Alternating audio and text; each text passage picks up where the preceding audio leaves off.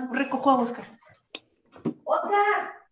¿Qué tal? ¿Va a estar en la transmisión, hija? Sí, va a cantar. Es que Oscar me va a tocar la guitarra. Listo. ¿Ya? Son unos minutos. Empezamos. Buscaba amor. Bueno, les damos muchas gracias al Señor por este tiempo que vamos a tener de estudio bíblico. Hoy nos toca el estudio de la primera carta o la primera epístola del apóstol Juan. Y pues tenemos dos invitadas bien hermosas que van a estar con nosotros. La hermana Chela Armendáriz, Graciela Armendáriz, ella va a estar compartiendo la palabra, el estudio de la palabra, y lo vamos a hacer de la siguiente manera. Va a ser un tiempo hoy, nada más va a ser corto, de 15 a 20 minutos, y el miércoles nos vamos a volver a enlazar y vamos a dar lo que resta del estudio, ¿sí? Vamos a abarcar, bueno, ella nos va a decir cuánto vamos a abarcar, si van a ser los 2 capítulos en estos 2 días o 1 y medio, según como vayamos viéndolo. Y agradecemos a nuestra hermana Chela por haber aceptado estar con nosotros compartiendo la palabra. Y pues el paquete tenía que ser completo de bendiciones con la hermana Chelita, hija de nuestra hermana Chela Armendáriz. Nos va a compartir alabanzas al Señor y esperando que sea de edificación también para nuestras vidas. Así es que vamos a orar y poner al Señor este momento, y a los que están conectados con nosotros, pues les agradecemos este tiempo. Yo sé que algunos se conectan después, porque algunos ahorita, a muchas de las hermanas están conectadas con los hijos en las escuelas y lo ven después, ¿verdad?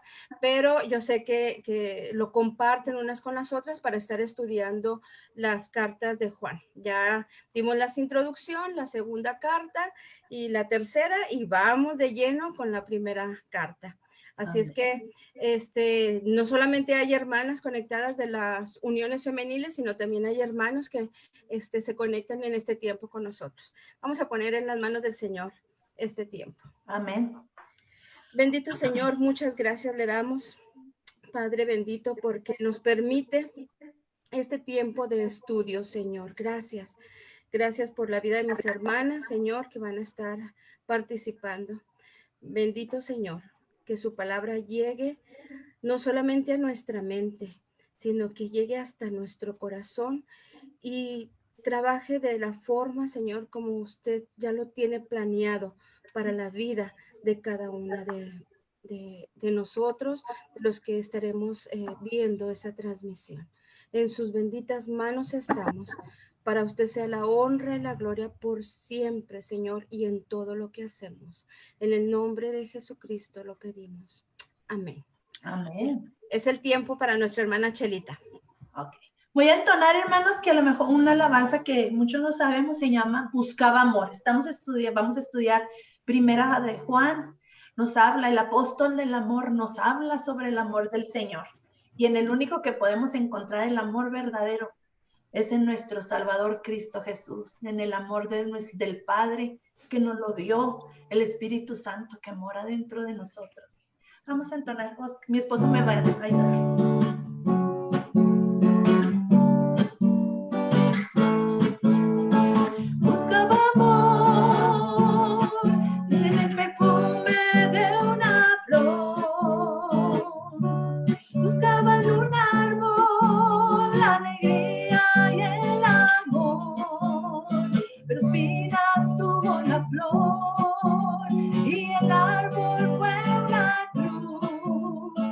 Seguía buscando sin hallar amor.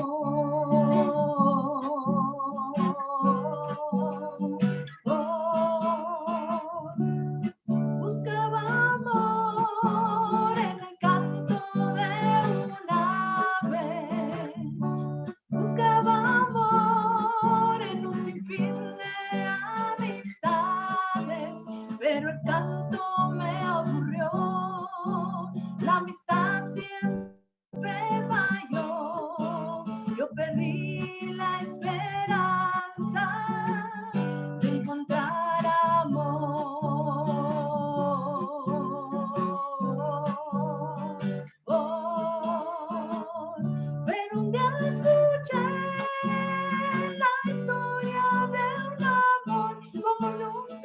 fui. Cristo vino al mundo, dio su vida para mí. Y yo sé que Él me ama a mí. Y yo sé que Él te ama a ti. Y yo sé que Él me ama a mí. Y yo sé que te ama a ti. Buscaba amor. Buscaba amor.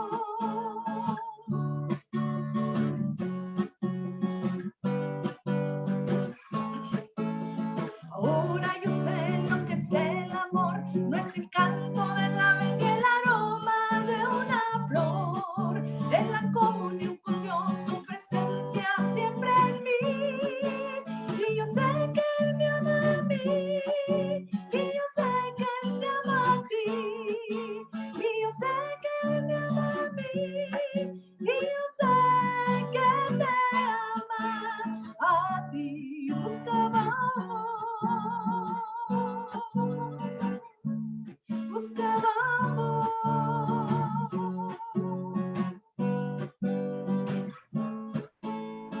buscaba amor. Amén. Gloria a Dios. Amén. Gracias al Señor, ¿verdad? Por este canto. Y solamente en Jesucristo podemos encontrar el verdadero amor. Amén. Así es que el tiempo es para mi hermana Chela y entramos de lleno al estudio. Preparen su Biblia, hermanos, tengámosla a la mano y no nomás a la mano, hay que abrirla para estar siguiendo a la hermana en el estudio. Que le quite mute. Y nada más quítele mute, hermana Chela. Eso, muy bien. Estimadas hermanas y amadas en la fe en Cristo Jesús y amigas que nos escuchan. Es un placer tener comunicación con ustedes a través de este medio y gracias por la invitación de Xochitl y por mi hija Chela que entonó este hermoso himno. Ahora vamos a ver de la primera carta de Juan, el capítulo 1 hasta el capítulo 2, versículo 17. Y ya mi hermana Xochitl oró para que el Señor bendiga esta reunión. Y en ese nombre precioso es que nosotros estamos sabiendo que Él es el que va a tener toda esta bendición. Hermanas, en estos tiempos difíciles que estamos pasando por esta pandemia, es muy dulce poder escuchar la palabra de Dios y que el Espíritu Santo nos guíe a recibir lo que Él nos quiere enseñar en esta mañana. Ya estudiamos la segunda carta y la tercera carta de Juan y hoy empezaremos con la primera carta del apóstol Juan. Las invito a que tengan sus Biblias abiertas en Primera de Juan e iremos viendo algunos pasajes que por motivo del tiempo no leeremos, pero ustedes los pueden comprobar en su Biblia. El breve principio de esta epístola es tanto un intento de recordar a los lectores de esta carta la grandeza de Dios en Cristo, así como de dar las credenciales de autoridad apostólica.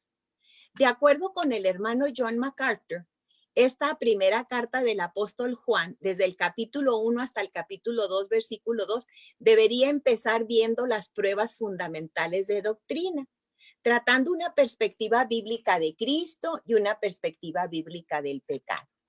Y el primer capítulo inicia con una definición del cristianismo verdadero y de una auténtica conversión.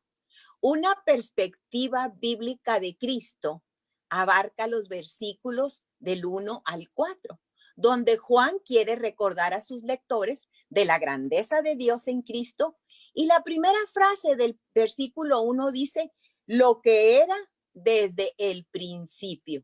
Se refiere a la proclamación del evangelio que se centra en las palabras y la obra de Cristo, tal como están contenidas en el testimonio del apóstol.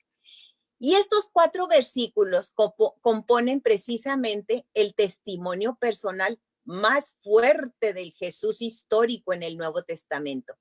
Aquí el apóstol enfatiza el carácter del evangelio como dado por Dios y confirmado como auténtico por la presencia de Cristo mismo. Juan, como apóstol y testigo ocular del ministerio de Jesús y que estuvo presente en su ministerio, en su muerte, su resurrección y ascensión, y también por haber sido uno de los 3 discípulos más cercanos al Señor Jesucristo con Pedro y Jacobo.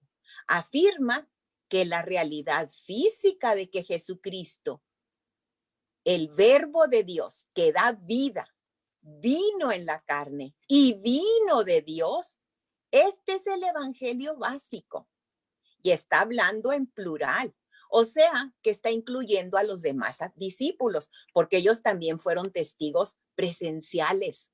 Oyeron, vieron, lo tocaron con sus manos, porque luego algunos decían que era un fantasma y a los fantasmas no se les puede tocar. Así que Juan tiene la autoridad para testificar y anunciar la vida eterna con el Padre y su Hijo Jesucristo. Aunque los falsos maestros afirmaban creer en Cristo, ellos negaban que Jesucristo hubiera venido en la carne.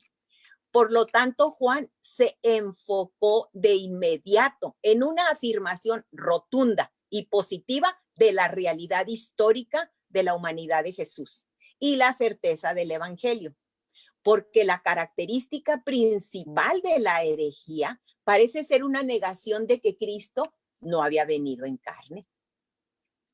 La afirmación de una visión adecuada de Cristo, pues constituye la primera prueba de comunión verdadera con Dios y pertenencia a su pueblo, porque dice el versículo 3 en su parte B, para que también vosotros tengáis comunión con nosotros. Y nuestra comunión verdaderamente es con el Padre y con su Hijo Jesucristo. Ahora la comunión para el creyente significa que se reúne con otros creyentes para compartir las palabras de Cristo, así como las verdades y las experiencias de la vida cristiana. Esa fue la clase de comunión de la que el apóstol Juan estaba hablando y que ya mencionamos. Aunque en estos días no nos podemos reunir físicamente, pero gracias a Dios tenemos la tecnología que nos permite tener comunión. Y esa es la comunión de la que Juan está hablando. La segunda razón que el apóstol Juan menciona para escribir esta carta la encontramos en el versículo 4 que dice, estas cosas os escribimos para que vuestro gozo sea cumplido. El motivo del apóstol fue que el gozo de los creyentes fuera completo. No solamente algo así simple de alegría, sino que disfrutemos de una gran alegría porque estamos experimentando una auténtica comunión. Y volvemos a repetir que en este aislamiento a lo mejor pudiéramos sentirnos tristes o un poco deprimidos, pero acabamos de mencionar que la otra razón que el apóstol Juan escribe esta carta es para que nuestro gozo sea auténtico. No importan las circunstancias por las que estamos pasando o por las que pasaremos.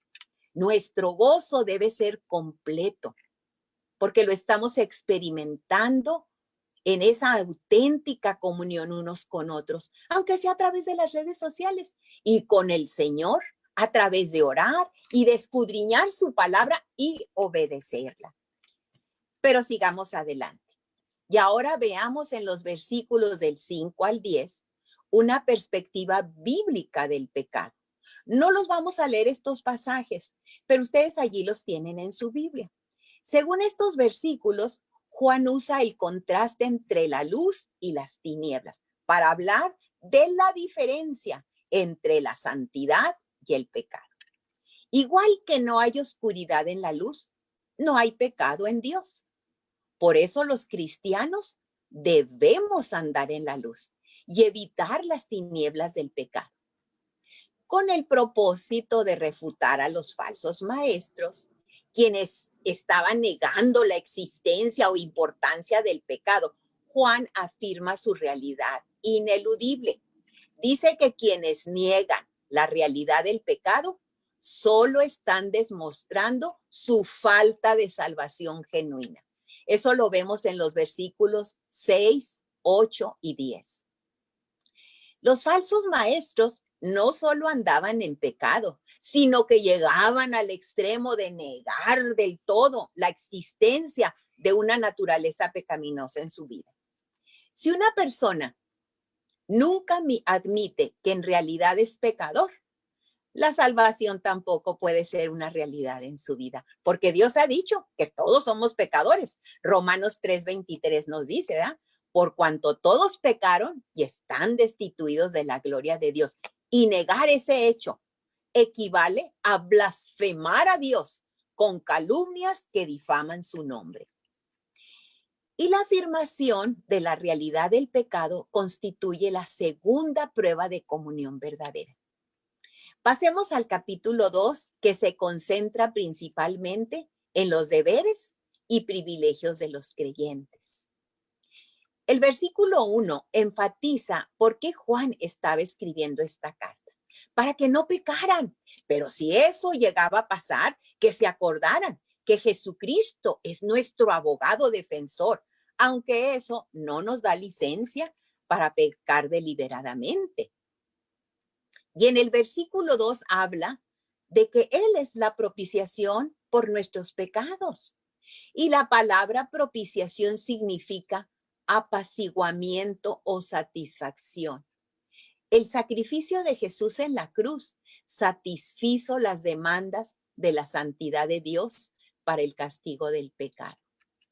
Los versículos del 3 al 6 en el segundo capítulo nos enseñan que la obediencia a los mandatos de Dios constituyen una tercera prueba de comunión genuina. En esta carta se presentan dos pruebas externas que demuestran la salvación, a saber, la doctrinal y la moral. La prueba doctrinal consiste en confesar una visión correcta de Cristo y del pecado, mientras que la prueba moral consiste en obediencia y amor prácticos. La obediencia es la evidencia externa y visible de la salvación. Y nosotros, como mujeres redimidas por la sangre preciosa de Cristo Jesús, debemos creerle a Dios de que Él está en perfecto control de todo lo que está pasando y de lo que pasará. Y que nuestro testimonio debe de impactar a otros que no conocen al único Dios vivo y verdadero. En la antigüedad, los falsos maestros no obedecían los mandatos de Dios.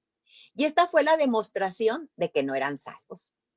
Aquellos que en verdad conocemos a Dios, debemos ser obedientes a su palabra y recordar que Dios no nos ha dado un espíritu de cobardía, sino de poder, de amor y de dominio propio, dice Pablo en 2 Timoteo 2:7.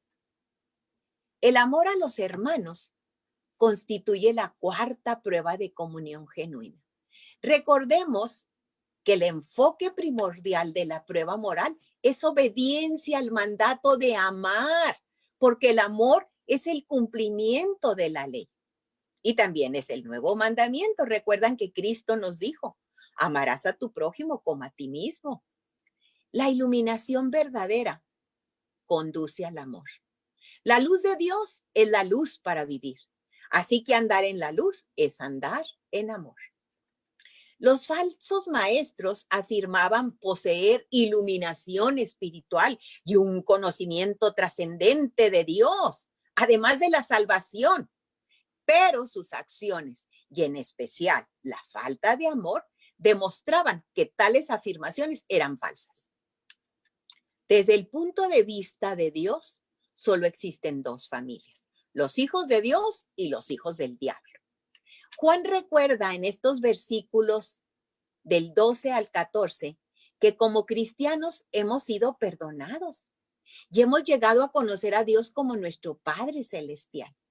Como resultado de esto, somos parte de la familia de Dios y no debemos amar a la familia del diablo, ni dar nuestra lealtad al mundo que está controlado por Satanás. Es importante entender que un creyente no puede perder su salvación. Quienes han recibido a Jesucristo como Salvador jamás podrán ser separados de la luz de su amor. Pero podemos elegir personalmente vivir fuera de la voluntad de Dios, desviarnos a una senda oscura de pecado por un tiempo. Puesto que las tinieblas y la luz no pueden coexistir, tratar de hacerlo llenará nuestro espíritu de tensión. Confesar a Dios nuestros pecados ahuyenta la oscuridad y devuelve la paz. Si usted se ha apartado de Dios y en este tiempo de pandemia está triste, desesperada o temerosa, la invito a que regrese a su primer amor, que le pida perdón a Dios por sus pecados en el nombre de Cristo Jesús y empiece a gozar del amor y cuidado del Señor en su vida nuevamente.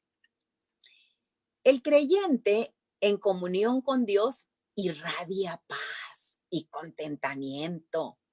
¿Usted está irradiando esa paz y ese gozo en este tiempo? Debemos deleitarnos en el Señor, pasando tiempo en su presencia, pensando en cómo agradarlo y compartiendo con quienes nos rodean. Confesar nuestro pecado mantiene fuerte nuestra comunión con el Señor y lo glorifica. En el versículo 12 está la palabra hijitos y aquí se aplica en general a descendientes de cualquier edad. Se refiere también a niños pequeños. Y en los versículos 13 y 14, cuando habla de padres, jóvenes, hijitos, estas distinciones claras identifican 3 etapas del crecimiento espiritual en la familia de Dios. Padres, corresponde a los más maduros, porque tienen un conocimiento profundo del Dios eterno.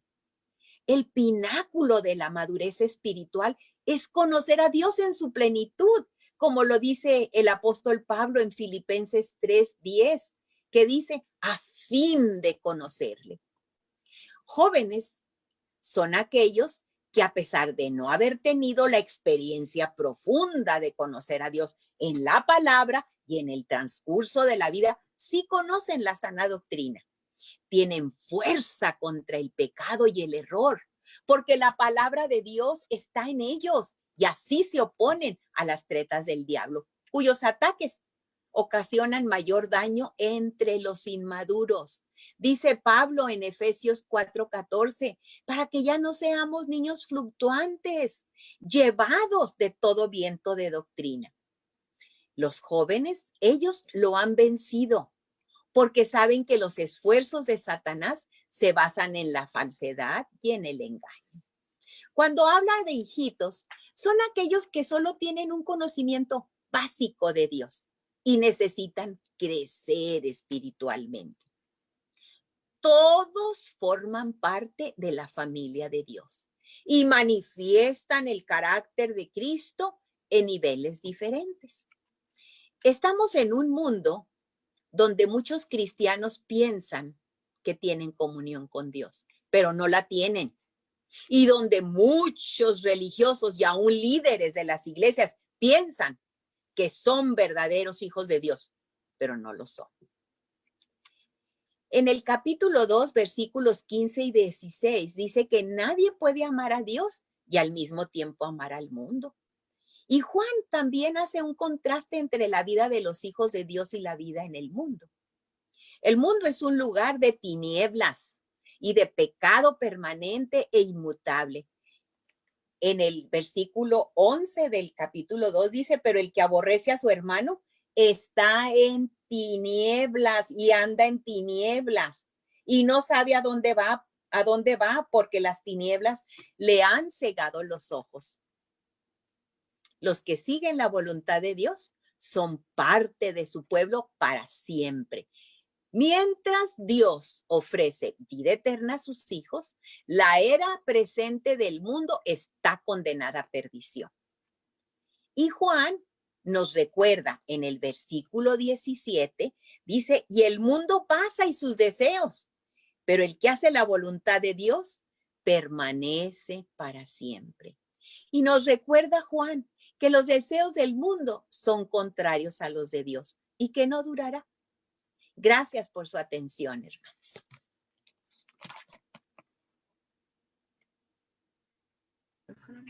El Señor le bendiga a mi hermana Chela. Nos queremos más, ¿verdad? Queremos más, ¿verdad? Porque apenas estamos así como que agarrando, pero qué maravillosa es su palabra, qué profunda. Y a veces se piensa que quien está en las iglesias todos son cristianos y no es así, ¿verdad? Y el versículo 15 de no amar al mundo ni las cosas que están en el mundo es otra enseñanza muy profunda, porque esto va a pasar, va a pasar. Así es que el miércoles nos vamos a ver, ¿verdad? Nuevamente, primeramente el Señor, y vamos a escuchar otro canto a cargo de nuestra hermana Chelita.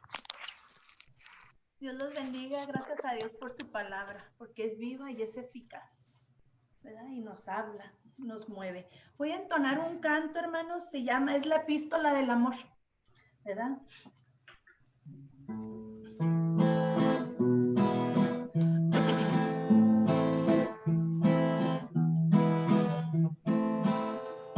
Oye, hermano, lo que dice Juan Apóstol, carta que escribiere a sus hermanos, que dice que ama a Dios y no a su hermano, él también en tinieblas se ha quedado. Tuviese profecía y toda ciencia, si fuere rico y repartiere mis riquezas, no tengo caridad, que es el don de amor de Dios, lo demás que hiciere es vanidad. Si no tengo caridad, que es el don de amor de Dios, lo demás que hiciere es vanidad. El amor cree, todo lo soporta. La caridad cree, todo lo espera. La caridad no deja de ser, mas las profecías, las ciencias serán quitadas. Y si tuviese profecía y toda ciencia, si fuere rico y repartiere mis riquezas, si no tengo caridad, que es el don de amor de Dios, lo demás que hiciere es vanidad. Si no tengo caridad, que es el don de amor de Dios, lo demás que hiciere es vanidad. Lo demás que hiciere es vanidad. Dios les bendiga, hermanos. Nos estamos viendo con el favor de Dios el miércoles.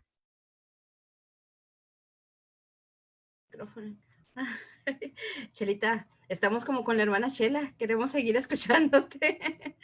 Pero bueno, el miércoles vamos a, primeramente el Señor, tener otro tiempo como este de estudio bíblico para seguir con la primera carta del apóstol Juan. Y tú nos vas a seguir acompañando con la palabra cantada, ¿verdad? Qué hermoso ese canto.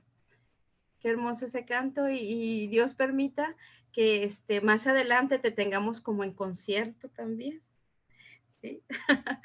Bueno, ahorita vamos a orar y vamos a terminar esta transmisión.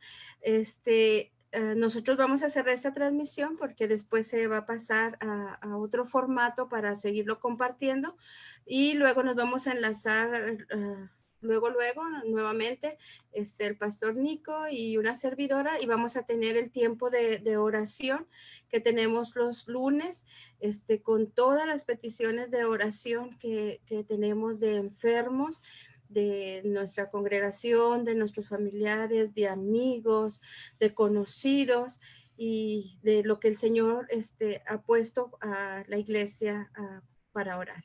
Así es que vamos a orar y darle las gracias al Señor por este tiempo de tanta bendición. Oremos. Señor bendito, muchas gracias, Señor, por este tiempo. Gracias por su palabra.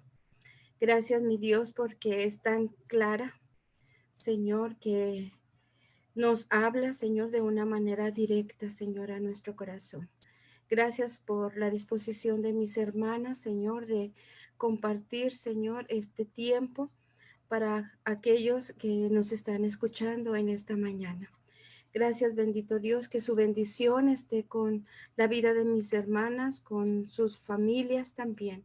Y con quienes estén escuchándonos, Señor, también que su bendición, Señor, esté con cada uno de ellos, con sus familias. Usted conoce sus vidas, usted conoce sus necesidades, usted conoce, Señor, las peticiones que tienen ante usted, Señor, en oración. Que sean contestadas, Señor,